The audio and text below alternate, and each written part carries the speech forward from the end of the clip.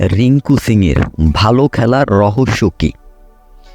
বর্তমান সময়ের India cricket দলের অন্যতম সেরা প্লেয়ার বলা হয়ে থাকে রিঙ্কু সিংকে।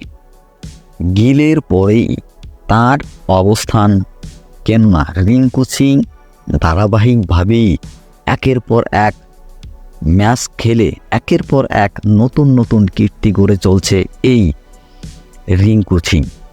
বয়স অল্প, সে লোয়ার মিডিল অর্ডারে ভারতকে সার্ভিস দিতে পারবে অনেক দিন পর্যন্ত। তার এই যে ধারাবাহিক পারফর্ম এবং এত ভালো খেলার রহস্য কী জানলে আপনারা চমকে যাবেন।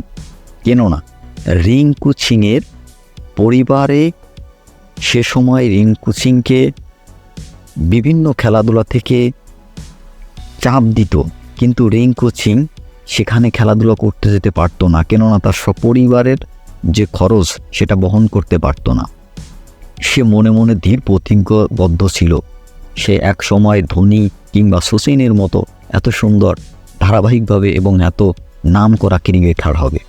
সেই ধীর প্রতিজ্ঞার জন্যই আজকের এই রিঙ্কু সিং। সে একটা টিভি শোর সাক্ষাৎকারে বলেছে যে আমি মহেন্দ্র সিং ধোনি এবং স্যার সচিন টেন্ডুলকারের হিসাবেই তাদের পারফর্মের দিক থেকেই আমি দৃঢ় প্রতিজ্ঞাবদ্ধ ছিলাম যে আমি তাদের মতোই একসময় এত ভালো ক্রিকেটার হব। সেই প্রতিজ্ঞার ফলেই আজ আমি এখানে এসে পৌঁছেছি।